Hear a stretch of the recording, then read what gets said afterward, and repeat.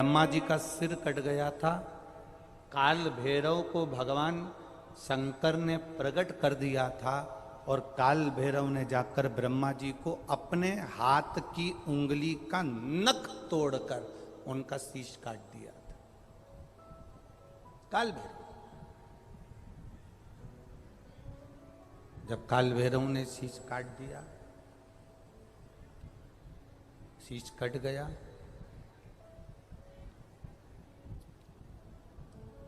भैरव काल भैरव का आदर, सम्मान, सत्कार सभी देवताओं ने किया।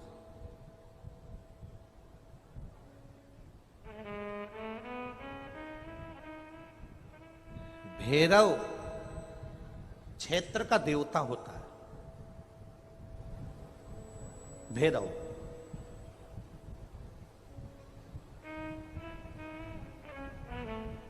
64 तरह के भैरव होते हैं। कितने तरह के? 64। 64 तरह के भैरव होते हैं और 64 तरह के भैरव, जितने भैरव होते हैं उतनी भैरवी होती है, क्योंकि शिव के साथ शक्ति जरूरी है, भैरव के साथ भैरवी जरूरी है, क्योंकि भैरव शंकर भगवान का एक अंश रूप है, क्योंकि शिव ने उसको प्रकट करा। हाँ, दुनिया के लोग भले भैरव जी को बदनाम करने में लगे, ये तो शुरू से चला आ रहा। भैरव जी को कोई बीड़ी पिला देता है, कोई सिगरेट पिला देता है, कोई कह देता है कि भैरव बाबा को तो बीड़ी दे दो, भैरव बाबा को तो सिगरेट दे दो। ये ढोंग और प्रपंच मेरे शंकर की कथा में नहीं है।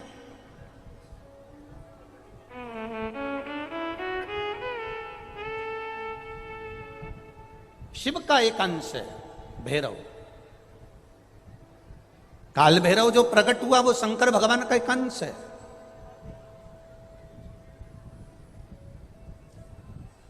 काल भैरव जो प्रकट हुए वो शिव का एक अंश रूप है। और काल भैरव जब प्रकट हुए, सारे देवताओं ने उनका आदर करा, इंद्र ने उनका सम्मान करा, इंद्र उनकी सेवा में लगे, वायु देव, गरुण देव, वरुण देव, जितने भी देवता हैं सब ने उनका आदर करा। अब आदर करते करते करते करते माता लक्ष्मी जी ने भी काल भैरव को निमंत्रण दिया। जरा सुनिएगा, बहुत सुंदर कथा है पुष्कर राज की। इस कथा को अपनी जिंदगी में उतारना जरूर। काल भैरव का निमंत्रण माता लक्ष्मी जी ने दिया और माता लक्ष्मी जी ने काल भैरव को निमंत्रण दिया कि काल भैरव आप बैकुंठ में पधारो और बैकुंठ की भूमि को आप पधार कर आनंदित करिए। तो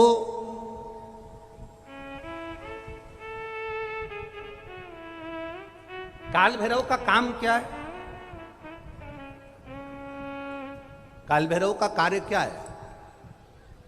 ये यहाँ राजस्थान की भूमि पर तो वैसे भी भैरू जी के मंदिर बहुत है। बोलो सही है कि गलत है?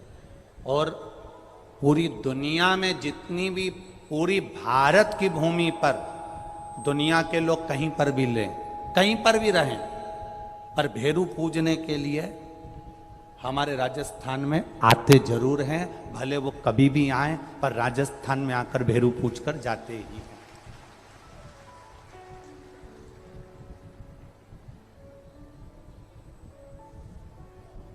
भैरव का काम क्या है?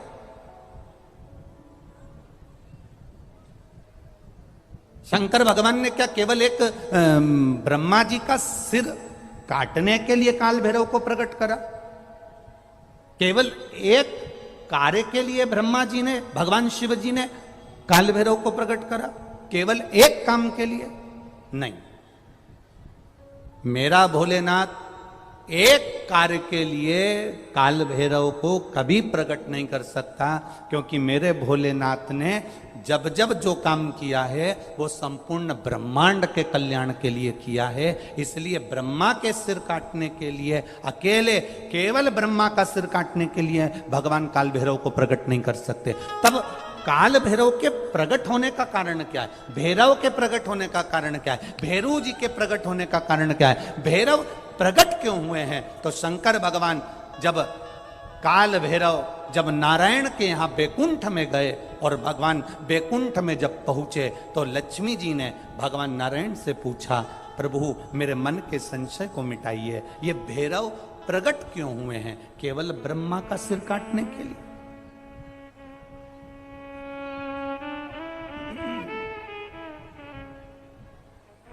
क्या ये ब्रह्मा जी का सिर काटने के लिए प्रकट हुए? आखिर भैरव प्रकट क्यों हुए? केवल एक ब्रह्मा का सिर काटने के लिए? भगवान विष्णु ने कहा नहीं, केवल ब्रह्मा का सिर काटने के लिए काल भैरव नहीं प्रकटे। लक्ष्मी सुनो, आज मैं तुम्हें सुनाता हूं काल भैरव भगवान शंकर ने क्यों प्रकट करा। उसका कारण केवल एक है। जब देव अधिदेव महादेव अपने नेत्र बंद कर कर बैठ जाते हैं और समाधि में लीन हो जाते हैं, साधना में लीन हो जाते हैं, तब काल भैरव का दायित्व बढ़ जाता है। भैरव का दायित्व बढ़ जाता है। और भैरव का क्या दायित्व बढ़ता है?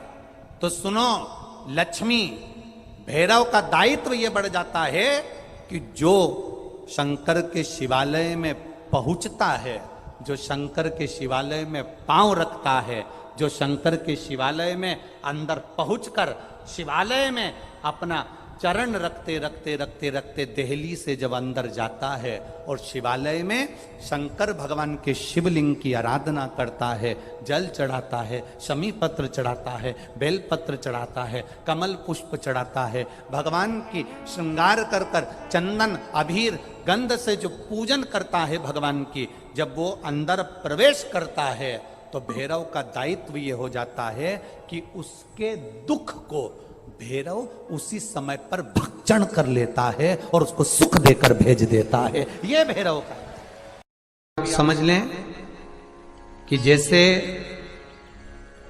अष्टमी तिथि या नौमी तिथि किसी भी महीने की, चाहे शुक्ल पक्ष की हो चाहे कृष्ण पक्ष की हो, अष्टमी और नौमी तिथि ये दो तिथियां ऐसी हैं, मान लो तुम्हारा पैसा तुमने किसी को दिया, 5 लाख 4 लाख 3 लाख 10 लाख 8 लाख 2 लाख 50,000 25,000 20,000 40,000 और वो पैसा नहीं दे रहा, आप हार गए कह के कर, फोन लगा लगा कर, भैया दे दे रहे, परेशानी है, दे दे रहे भैया, हम तो परेशान हो गए, और हार गए, नहीं मिल रहा, बहुत परेशान। तो महाराज किसी भी अष्टमी या नौमी तिथि के दिन आप मां जगतजननी जगदम्बा का शिव के साथ में शिव शक्ति का स्मरण कर कर देवी के नाम की 9 आहुतियां सूखे बीले की, मतलब बीला जो सूख चुका है, फल जो सूख चुका है, उसकी 9 आहुतियां अग्नि में शंकर और सती के नाम से, शंकर और शिव के नाम से समर्पित करें। और आखिरी आहुति जो समर्पित करें उसमें थोड़ा सा भाग तिल का, और तिल भी काली नहीं चढ़ती उसमें, श्वेत तिल का भाग उसके साथ लगाकर समर्पित करें और जिससे धन लेना है उसका नाम लेकर वो समर्पित करें महाराज, उसको सुध आएगी और वो पैसा किसी भी हाल में आपके हाथ में थमाकर जाएगा ही। शादी नहीं हो रही है, बहुत समय से लगन देख रहे हो, शादी नहीं हो रही, बहुत समय से परेशान हो गए कि विवाह ही नहीं हो रहा, हम तो टेंशन में पड़ गए, लड़की 28 साल 30 साल का लड़का हो गया, विवाह नहीं हो रहा, कुछ मत करो। अष्टमी तिथि आए तो अशोक सुंदरी वाली जो जगह है वहां पर हल्दी की 7 बिंदियां लगा दो, लड़का लड़की का हाथ उस बिंदी पर रखवा दो, उसका नाम गोत्र बोलो, उसी हल्दी में उसके हाथ पीला करवा दो और पीपल के पेड़ पर उस हाथ के 5 छापे पड़वा दो, 3 महीने में विवाह पक्का हो जाता है महाराज। उसका इतना, अशोक सुंदरी के उस हल्दी का इतना प्रमाण,